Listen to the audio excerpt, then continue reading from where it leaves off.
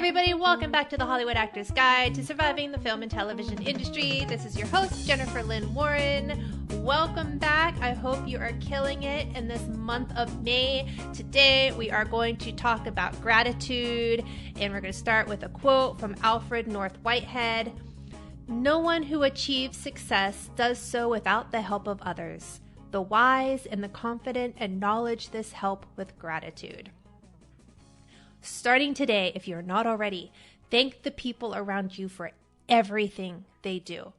Never take it for granted if someone takes time out of their schedule to be your reader for a self-tape. Thank your agents for the auditions you get, whether you book them or not. Never hurt yourself financially by sending expensive flowers to a casting office just for bringing you in for an audition.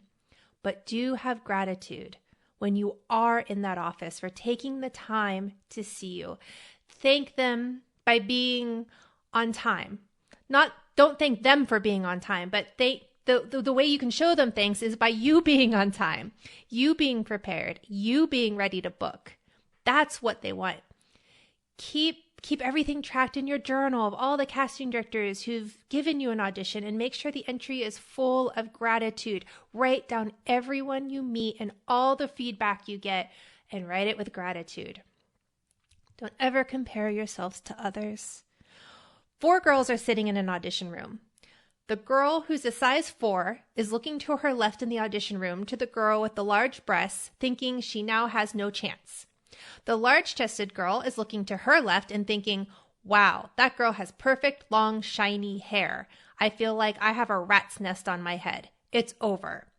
That perfect hair girl looks to her left and thinks that girl is dressed so well and so fashionable, and now she feels like she wore the wrong clothes, so it's over. And the fashionable girl looks left and wishes she was a size 4, because obviously that's what's going to book. I've joked on here that we are in an abusive relationship with the film industry, because that's what it can feel like in the darkest times. And bringing some humor to that can help a lot. But let's try to remember, it's human nature to love the things that love us. And if you can truly fall in love with the industry and take it for good times and bad, this marriage just may work. It just takes a lot of gratitude and understanding. Even if you don't book a role, give thanks that you have the audition. Give thanks that you found this podcast. Give thanks for everything. If you are in the room with a casting director, and I know we're doing a lot of Zooms, but even if you're on Zoom, they paid money to rent the room to see you. They paid money to have unlimited whatever access to Zoom for the month, or however they do that. You know, Stanford Casting posted on their Instagram a while back some staggering statistics that I have like on a note on my computer that I just like to remind myself occasionally. So this casting director had 5,111 submissions for a role that was only called Mission Control Specialist. Didn't even have a name, just Mission Control Specialist. 5,111 actors. They are going to call in 30 of those actors. That 1 in 170.4 actors that got to audition. 1 out of 170 got to audition. When you find yourself in a room, know that you beat out the odds to be there. Huge odds. I celebrate more when I get an audition than even when I get a callback. Odds are harder to beat on the first one.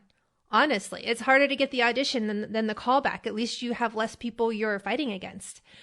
So know that every audition you get, that's a casting director saying, "Yes, I think you could do this role." Your agent saying, "Yes, I think you could do this role." So go in with that attitude of gratitude. And above all, my goodness, be grateful that you are an artist. I can't imagine what the mind of a non-artistic soul is like.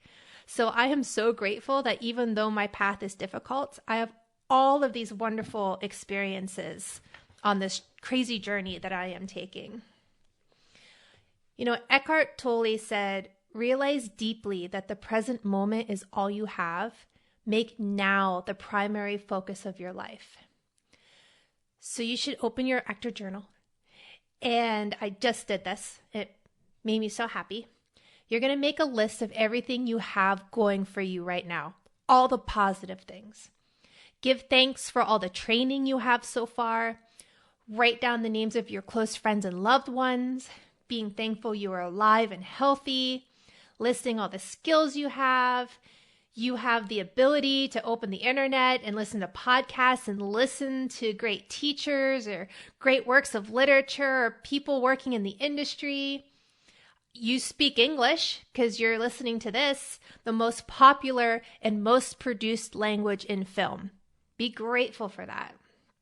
Be grateful for words, music, love, laughter, holidays, costumes, kissing, the internet, cute animals, flowers, eyesight, sunsets, your car, breakfast, love breakfast, coffee.